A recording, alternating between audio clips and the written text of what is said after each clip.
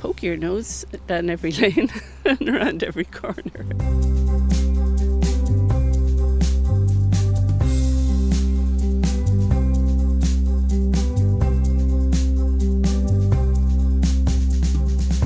Initially, in the very early days, now probably before I even started it, it was focused mostly on making the place, cleaning up the place for tourists, you know, to improve our tourism potential.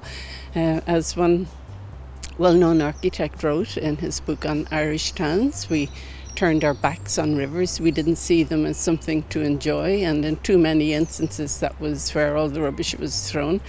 And we have come a long way since then.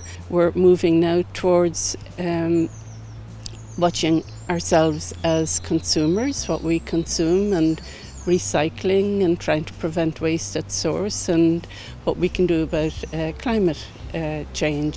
I think it has taken me, if you like, more into community life all around the country, giving me more of an insight and seeing how fiercely proud people are, you know, and rightly so, of their own communities. And I think that's wonderful. I think that's priceless, actually. We go in, we park our car somewhere, we get out and walk around, and people do look at us and see us, and they know who we are, and they know what we're doing.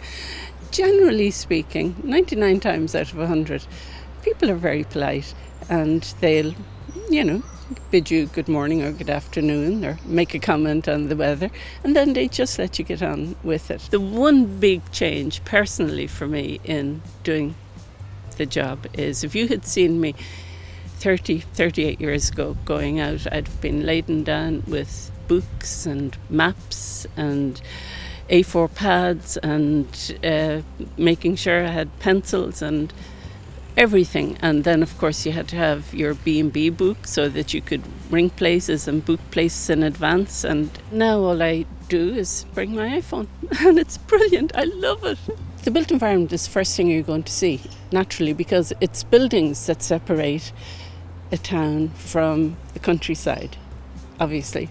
So whether you want it to or not, the built environment is going to impact on you first. There's also in that then, within the built environment, how many public spaces there are and how nicely managed they are. It really would increase their chances if they try to compete under every heading. In very recent years, maybe only the last 2 or 3 years, the number of fairy trails that I've come across, they can be in forests, they can be, you know, anywhere really, and the artwork that goes into them is very impressive. Well, I like to get out, I like to see what's happening around the country, and to be honest with you, I think it's fairly magic, you know.